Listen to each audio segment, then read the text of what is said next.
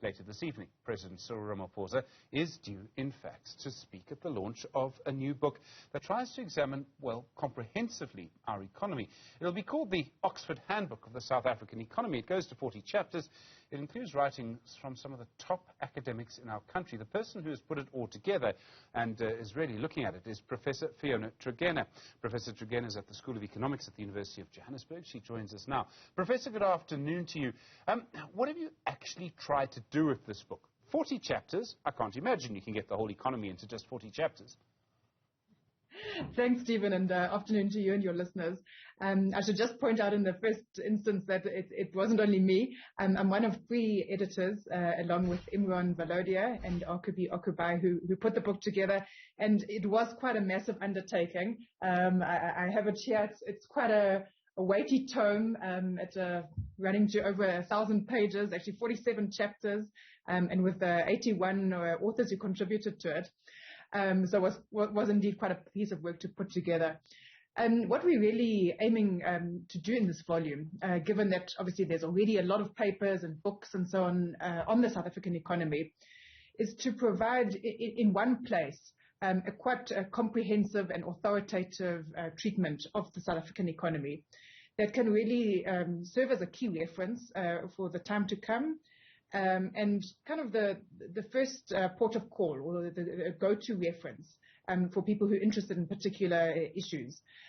So within the handbook, we've obviously got themes covering a range of topics broadly around macroeconomics, the triple challenges, the various sectors of the economy, and trade, and so on, and quite a diversity of topics within those. As you said, we can't really hope to cover everything, but I think we've done our best. So you'll find a real diversity of chapters, ranging from migration to health economics, to debt, to youth unemployment, to education, the green transition, and so on. And really trying to bring an economic lens to all of those, as well as the kind of the more core issues that you would expect to find in any kind of economics volume.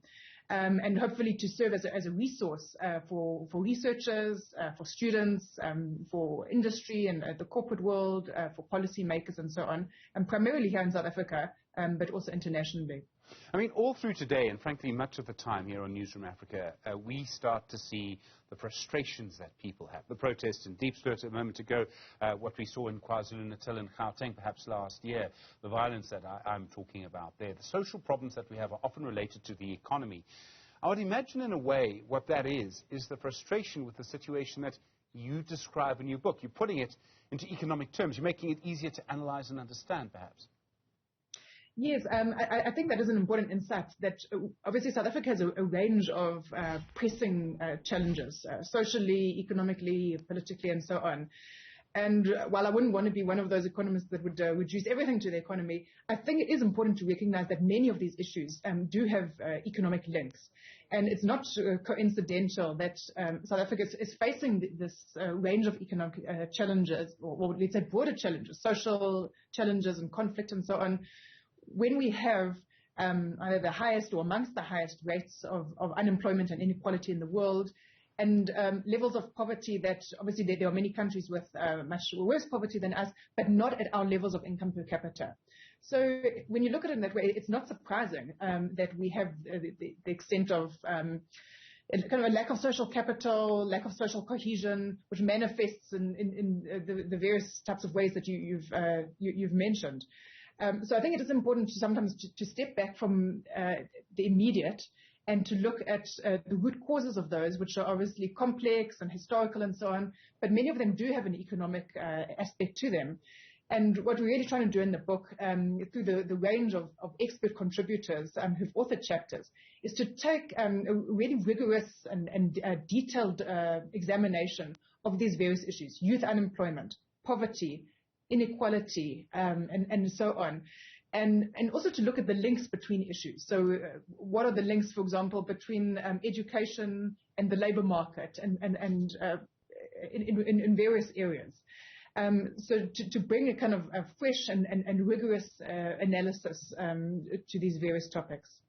I suppose when you do something like this, and you have so many, frankly, of the biggest brains in the country working on a book like this, do you get, and you put it all together, do you find that there are new insights, things that you hadn't realized, things that other authors hadn't quite realized? And I ask this question, Professor, because I think there are many people who are frankly in despair right now. They're looking for reasons to hope.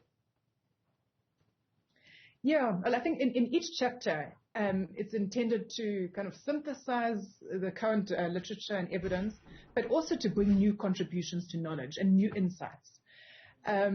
So although the chapters are primarily analytical and scholarly, obviously they do have relevance for policy, probably more directly in some cases than in others.